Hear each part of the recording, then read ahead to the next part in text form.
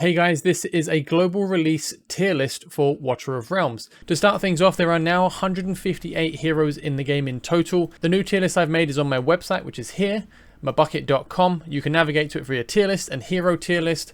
This is rating every legendary and epic hero in the game for all of the major sections of the game, from Void Rift all the way to gear raids and just arena and the overall rating here.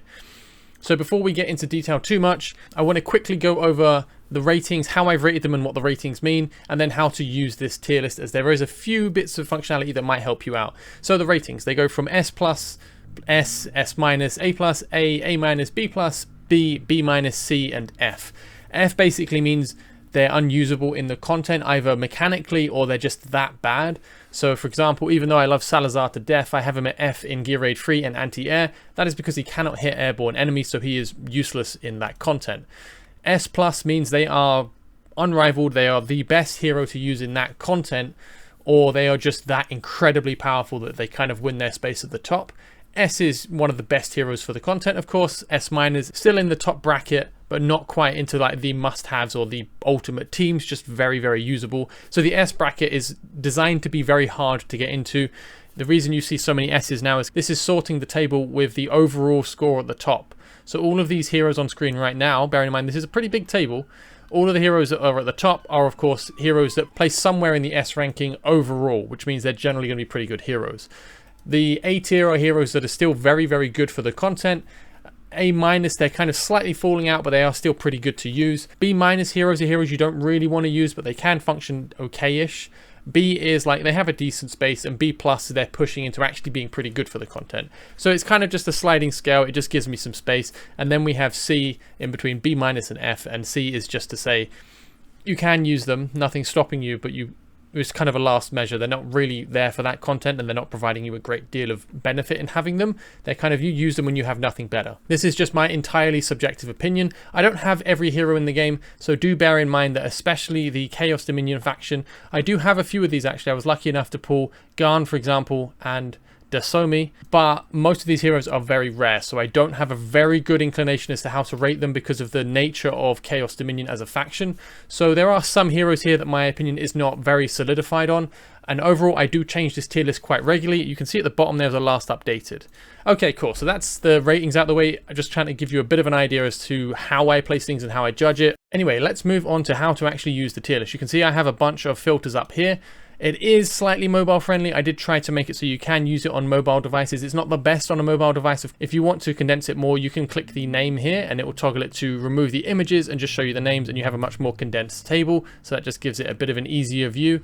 You can sort by the headers if you want to go alphabetical or reverse, if you want to go weakest to strongest for any of the individual content. And I have filters up here if you want to select a particular class to see how mages are, or if you want to select by a certain faction to see how that faction performs. And you can of course just filter it down to whatever hero you want to by searching for it up there. So those are the general filters.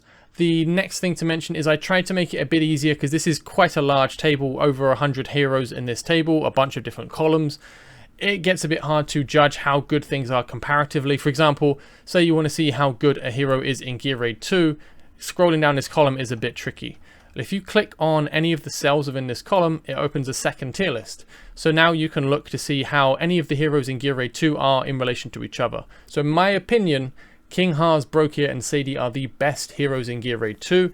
King Haas admittedly is mainly because of his Lord bonuses. I think they're just really good because the core Gear Raid 2 heroes are North faction. So even though King Haas is not the best North defender, I think Brokir and Olag are better than him. He grants so many good bonuses to his allies, as well as just a massive amount of stats, that I think it does make him super, super good for this, as well as his passive shielding that his Lord bonuses throw out.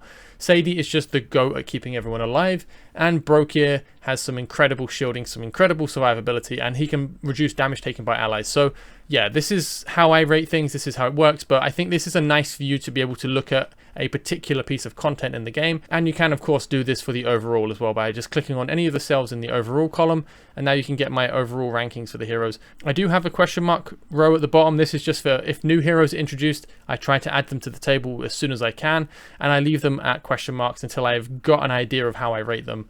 And I try not to put any heroes at F because I don't think overall there's a hero which is so bad you can't use them anywhere.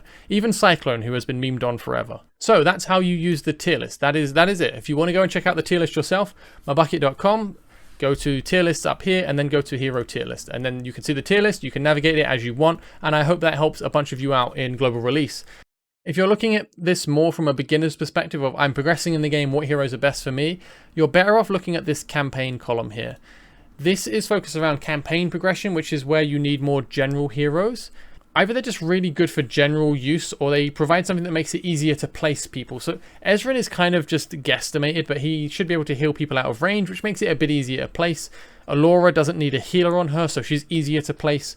It's stuff like that. These should be the heroes that are better if you're progressing early game, in my opinion. So that's the main part of the video out of the way. Hopefully that's enough to help quite a lot of people out, just giving them an easy access to a fairly fleshed out tier list. People in the previous video seemed to quite enjoy me going over the heroes in depth and kind of talking a bit about each of them. I am working on doing that. I'm going to make another video though for that because I've already started doing it and it's already well over an hour long. So if you want to hear a more detailed opinion on all of the heroes and where they're good and why, then stay tuned for the next video. It's going to be a much longer video. It's going to be more detailed about each hero. This is just to introduce you to the tier list and so you can find it for yourself. It's too big to just share a single image because there are loads of heroes in the game now and loads of ratings and everything else. But yeah, that's it for this video. I'm going to be releasing a much bigger video very soon. If you've enjoyed the video, I'd appreciate if you could like and subscribe to help it get out there and more people who are new to Watcher of Realms find it. And as always, thank you guys very much for watching. I'll see you in the game very soon. Have a great one. Take care and bye-bye.